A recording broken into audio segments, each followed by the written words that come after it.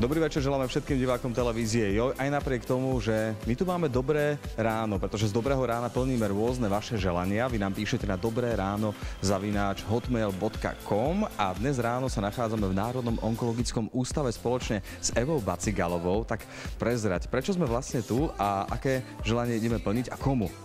Sme na oddelení ambulantnej chemoterapie, kde som pred rokom a pol prišla s obrovským strachom, pretože Klenová pre mňa bola symbolom miesta, kde sa chodí umierať.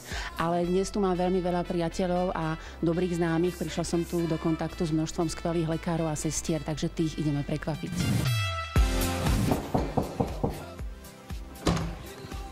Dobré ráno. Dobré ráno. Môžeme vôjsť ďalej?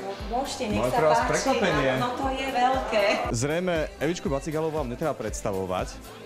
Ju veľmi dobre poznáte a ona si pre vás vyželala raňajky pre celé oddelenie. Evička, čože? Ja som šťastná, že som to prežila, že som sa dožila takejto chvíle.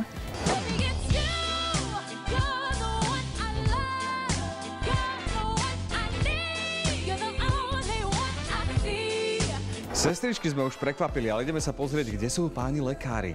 Mali by byť, že vraj za týmito dverami. Dobré ráno. My tu pre vás máme raňajky od vašej bývalej pacientky Evičky Bacigalovej.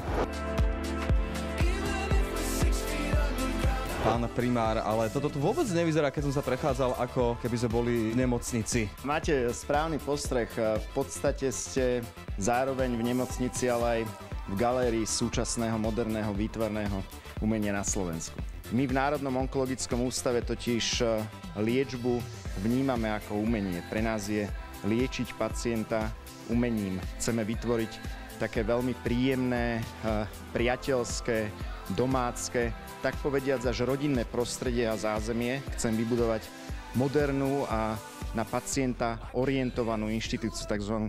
Patient-friendly nemocnicu. Pán primár, ja by som bol veľmi rád, keby ste prijali pozvanie do Dobrého rána, lepšieho rána televízie Joj a mohli viac porozprávať o tom, ako to celé funguje.